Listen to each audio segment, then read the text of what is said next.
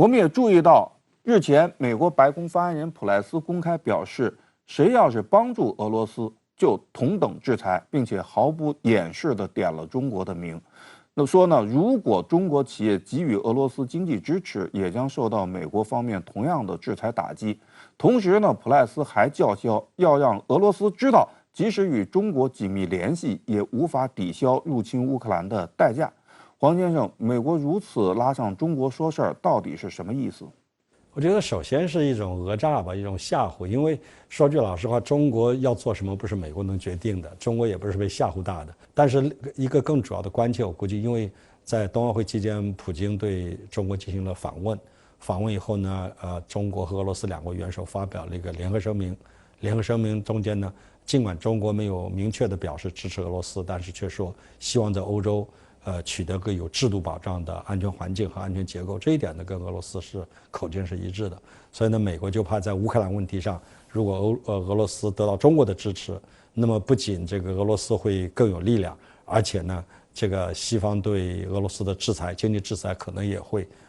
这个效果大大的减低，因为毕竟中国也是个经济强国。那么所以呢，他想给中国打打预防针吧。相比2021年拜登在线上参会，这次美国出动副总统加国务卿线下参会，想请教一下黄先生，您如何看美国的这个阵容？美国在这次慕安会上有什么目标？哈里斯是没有什么外交经验的，他去呢只是表明美国的一种重视，毕竟他是副总统嘛。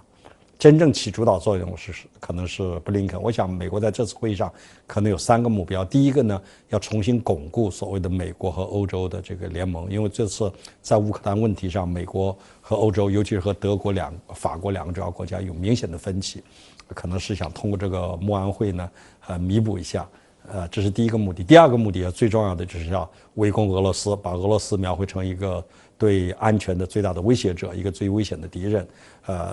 第3个呢，当然也想跟欧洲在一起，敲敲中国的边鼓，因为他已经这个好像在乌克兰问题上也想把中国拉入局。有人认为俄方也是在利用乌克兰危机来分裂西方，一方面呢是分裂美欧，另外一方面呢可能还想分裂新老欧洲。您怎么看？乌克兰问题会导致西方的分裂吗？美国是非常主张要将乌克兰纳入北约的这个联盟。乌克兰跟美国意见是一致的，就是乌克兰这个在美国的支持下，不断的要求加入北约。但是法国跟德国在这个问题上是坚决反对的态度。所以从2008年以来，2008年美国跟乌克兰实际上就达成一种共识，要尽快的争取乌克兰加入北约，但是一直没有受到法国和德国的支持。所以说，你要说问德国和欧洲跟美国有哪些这个主要的区别的话，那么就是德国跟欧洲的主要的大国在这个乌克兰加入北约问题上立场是完全不同的态度，这就是他们最大的问题的分歧之所在。据俄罗斯卫星通讯社20日报道，乌克兰东部民间武装力量称，乌克兰政府军多次使用明斯克协议禁止的120毫米迫击炮炮轰顿涅茨克人民共和国和卢甘斯克人民共和国。